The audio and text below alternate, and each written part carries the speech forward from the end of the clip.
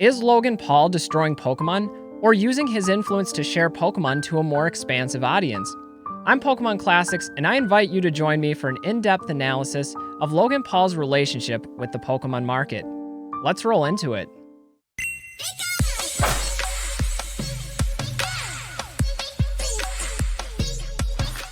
So Logan Paul forever changed the prices of Pokemon cards and skyrocketed the values. But you know, everything Logan does is first class. Yeah, it might hurt a little bit, but what we sold is an experience.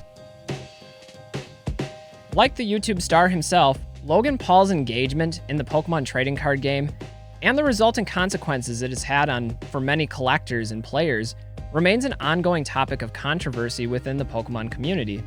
Ever since his dynamic entry into the hobby last fall, no figure has commanded more attention and more criticism than Logan, with some seeing him as this Pokemon messiah and others seeing him as just another market manipulator, exploiting Pokemon for attention and monetary profit.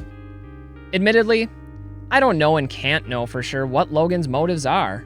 However, this video is an attempt to take an unbiased exploration of Logan Paul's influence on Pokemon over the last 8 months. So, on that note, let's rewind the tape back to the beginning, all the way back to August of 2020.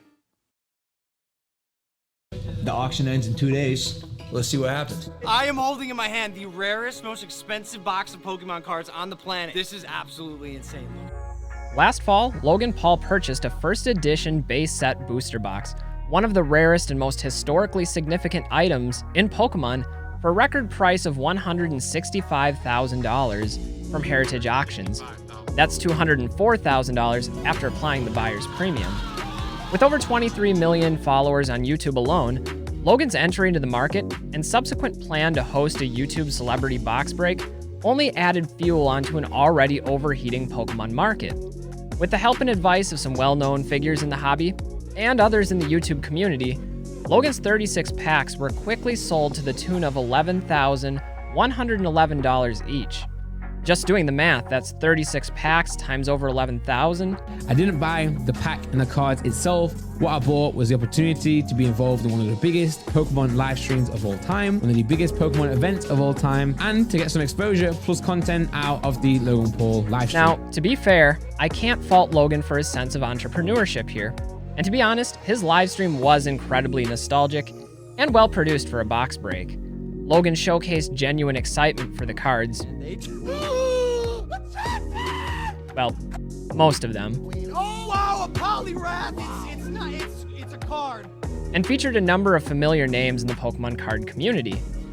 Speaking of which, he even partnered with Leonhardt to raise money for NAMI, the National Institute of Mental Illness, a very worthy charity which is admirable, to say the least.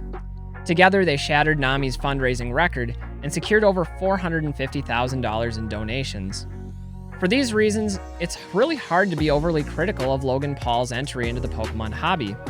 It certainly doesn't seem nefarious in retrospect, but unfortunately, the monumental nature of this attention would also bring some unfortunate side effects to the rest of the community. You see, the pandemic was already in full force, with the entire collectibles market receiving unprecedented media attention and financial investment. No longer were Pokemon cards a niche hobby for admittedly nerdy collectors like myself, but now an increasingly profitable market getting more volatile by the day. Whether intentional or not, Logan Paul's box break would be the catalyst for an entirely new audience entering the hobby, one that would fundamentally change the landscape of Pokemon for the foreseeable future. I got it. I got the one. I feel strongly. Yeah. He's real orange. He's really orange.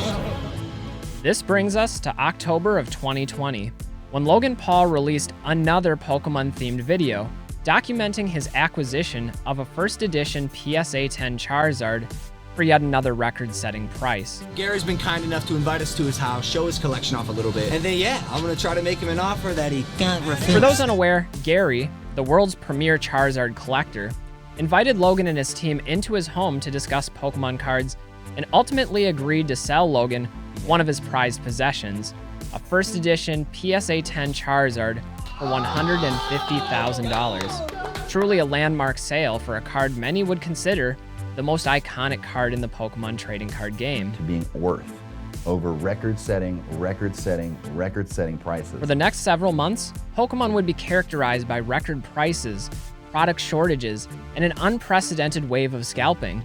And in just a matter of months, the price of similar Charizard cards increased to $220,000, then $312,000, $350,000, and finally $390,000. Meanwhile, modern products were consistently sold out at retailers like Target and Walmart, only to be resold online at a significant markup. Even McDonald's Happy Meal promos were in such high demand that stores were forced to ration their supply. One YouTuber, Frosted Caribou, created an entire video documenting this disturbing trend, arguing that social media influencers, like Logan Paul, were largely to blame for this new reality facing the Pokemon community. This live stream opened the door to scalpers, scammers, people trying to make a quick buck on Pokemon, influencers, celebrities getting into Pokemon, people with tons of money jumping into Pokemon, capitalizing on Pokemon. Personally, I had and still have mixed feelings on this video. As critics note, Logan's emphasis on money and flippant flashing of cash in this vlog came at a really insensitive time for many collectors, as prices were already soaring and product shortages were making the hobby inaccessible to many smaller collectors across the entire community. Furthermore, Logan's public valuations and insistence upon Pokemon's validity as an investment vehicle only emboldened this type of scalping and speculation, already garnering news headlines across the country. It's hard to deny that influencers like Logan Paul were generating more attention for the hobby, both positive and negative. However, I'm not fully convinced that the fault lies solely with Logan here. While it's true that Logan's reach and influence may have encouraged others to view Pokemon as a cardboard goldmine, many of the underlying factors propelling Pokemon's growth were already in motion. The pandemic, accompanied by a second wave of shutdowns and restrictions on most forms of social entertainment, along with several rounds of stimulus payments, sent the entire collectibles market skyrocketing. People were investing in everything: the stock market, sports cards, cryptocurrencies, and even trading cards. So how much impact did Logan Paul actually have on the market? And with Pokemon's 25th anniversary just around the corner, where would we go from here? Well, that takes us to 2021.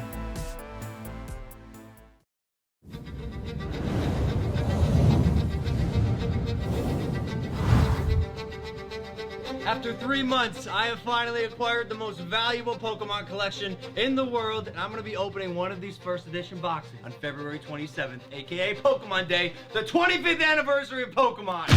Let's fast forward to February of 2021. After previously proclaiming he was done with Pokemon, Logan Paul made an unexpected announcement that sent shockwaves across the entire community. Not only was he still actively involved in the hobby, but he had been spending the last several months tracking down and purchasing every first edition base set box he could find. I'm gonna buy every single first edition box on the planet. Yeah! In total, Logan was able to acquire 6 boxes for the hefty price tag of $2 million. Once again, Logan announced to the world that he'd be orchestrating a box break, this time on February 27th, the day marking Pokemon's 25th anniversary. Trust me, you don't want to miss it. Save the date. Now, I have to say, I watched both box breaks live, and this second one just didn't feel the same to me. This time, Logan auctioned off packs through Golden Auctions, with packs starting at $10,000 apiece, and all 36 ending between $30,000 and $42,000 after applying the buyer's premium. Unlike the first opening in October, this one felt artificial and opportunistic. Not only did the 36 packs sell for a grand total of $1 million, but each sale included a limited edition Logan Paul NFT Pokemon card, setting the tone for an evening filled with business marketing and cryptocurrency pumping. Even Logan himself seemed a bit unenthused by the advertisement-like messages left by the vast majority of pack buyers. Some of them are just straight up ads, but it's fine. Some of them are literally just Still, ads. I have to admit, it was a fun evening, and the pulls from this particular box were some of the best I've ever seen. And just as before, Pokemon was spiking once again in interest in sales, opening the door for criticisms about the YouTube celebrity's influence on the hobby. Again, many commentators were quick to attribute this spike to Logan Paul, but I can't help but question how much of that interest and attention was actually linked to Logan. With numerous other Pokemon events happening simultaneously, and the largest wave of stimulus checks being released at nearly the same time as Pokemon's 25th anniversary, it really created the perfect storm of media attention and public interest. Now, I'm not defending Logan's auction format, personal marketing strategy, or financial representation of Pokemon to the masses, but I do think that the market dynamics were already in motion with or without him. It's a classic case of correlation, not causation, with Logan serving as an easy scapegoat. Personally, I don't think Logan's actions were the primary force responsible for driving the market higher, but rather that Logan strategically timed and marketed his actions at times when the market was most volatile.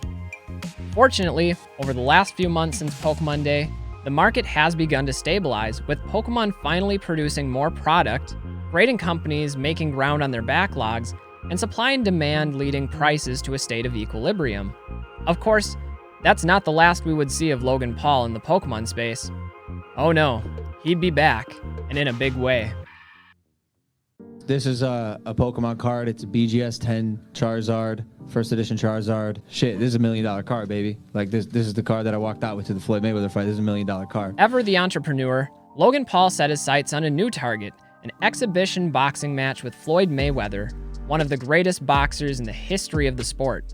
With a pay-per-view event scheduled for June 6th, the Paul versus Mayweather matchup sent the internet ablaze, with supporters and detractors alike weighing in with their opinions. In fact, when the talking was over and the fight actually arrived, over 1 million people had paid the $49.99 price to watch the fight live. What no one was expecting, however, was the emergence of Logan Paul from the tunnel, sporting a first edition diamond-encrusted Charizard around his neck. Once again, Logan Paul had successfully triggered Pokemon collectors and the broader community, creating a Charizard media firestorm. Pun intended. Now, for those unaware, this was a big deal for two reasons. First, the brandishing of such an expensive and iconic Pokemon card at one of the year's most newsworthy events was unconventional, to say the least. As Gary rightfully concludes, the Charizard was something everyone was talking about. That Pokemon card is a bigger story today than the fight was. What's getting the most hits? Pokemon. Once again, Pokemon. News organizations, YouTubers, even the boxing commentators at the fight were shocked by Logan Paul's choice of fashion. For those of us in the Pokemon community, however, it was the slab that caught our attention. This wasn't the PSA 10 slab that Logan Paul purchased from Gary back in the fall. This was a BGS 10. For years, there have only been 2 BGS 10s in the world, both owned by Gary. But back in January, a third entered the population report, with collectors scrambling to figure out where it came from and who owned it. This was a highly unexpected unveiling of what is likely to be one of the most expensive, if not most expensive, Pokemon cards in history. Shit, this is $1 million card, baby. Like this is the card that I walked out with to the Floyd Mayweather fight. This is $1 million card. As for me, I don't think this was by accident. Knowing Logan Paul, he intentionally chose this moment to reveal his Charizard before a massive audience, potentially marketing yet another venture into the Pokemon market. Now, what that could be, I can't be certain, but even Gary seems to indicate that something big is coming. It's going to be a great video, and everything Logan does is first class. But I do know, after talking to Logan tonight, that you are going to know everything soon. Personally, I suspect that Logan and Gary may be collaborating on a video together about the BGS 10 Charizards. Perhaps they're coordinating a new record sale video, or maybe just documenting the process of crossing over the original PSA 10 to a BGS 10. I have no idea what's coming, but I can't help but think that Logan's decision to wear that Charizard to the fight was a marketing ploy. I guess we'll find out soon enough. So is Logan Paul destroying Pokemon or using his influence to share Pokemon to a more expansive audience? Is he the Pokemon Messiah or just another market manipulator? In truth, I think these two competing perceptions of Logan Paul are both oversimplified straw man representations of who he is and how much influence he actually commands over the market. It's true that Logan Paul, with his 23 million YouTube followers, does wield a certain level of influence over the Pokemon hobby, but perhaps not nearly as much as we attribute to him. It could also be argued that the way he discusses Pokemon and portrays his financial transactions is hype-driven and insensitive to the broader market. What did I pay for this? You paid 350 cash. It's a lot of money for a little box of cardboard. How much money am I holding in my hand? So you're holding $750,000 right there. On the other hand, though, you can't deny that Logan's interest in Pokemon has some level of sincerity to it. Not only has he proven himself to be more knowledgeable about Pokemon than many in this community, but his interest in the franchise seems to be authentic. Who else could talk Gary out of one of his Charizards, take a break from YouTube stardom to collect cards, or wear a Pokemon necklace on the biggest night of his life? He knows the names of the Pokemon he collects, he has a Squirtle tattoo, and he even corrected his Pokemon expert on numerous occasions. I don't doubt that Logan is a legitimate fan, and I believe that he's merely trying to share that passion with a larger audience, even though there are some negative consequences with the manner in which he chooses to do so. As someone who has been deeply involved in the hobby for well over a decade, I can't deny that it's gratifying to see something I love and am passionate about receive mainstream exposure and validation from the general public. And like it or not, large influencers like Logan Paul are part of the reason that Pokemon is experiencing a resurgence in popularity. It really is a double-edged sword, as I've always felt that it's in our collective best interest to ensure that Pokemon remains accessible to future generations of kids, and I can't deny that these individuals are the ones who have been affected the most. I guess it's all a matter of perspective. Ultimately, the market, the hobby, and the franchise are bigger than any one person, and I can't fault Logan Paul for anything that's happened in the last 8 months. He's obviously an entertainer and an entrepreneur first and foremost, but I don't think that alone invalidates his passion for Pokemon, a passion many of us share, despite our differences in interests or opinions. I look forward to hearing your thoughts on this matter. What do you think about Logan Paul's influence on Pokemon? Leave me a comment below. Let your voice be heard. Anyway, that's going to wrap it up for this one. I'm Pokemon Classics, reminding you that the classics never go out of style. We'll see you at the next video. Take care, everybody.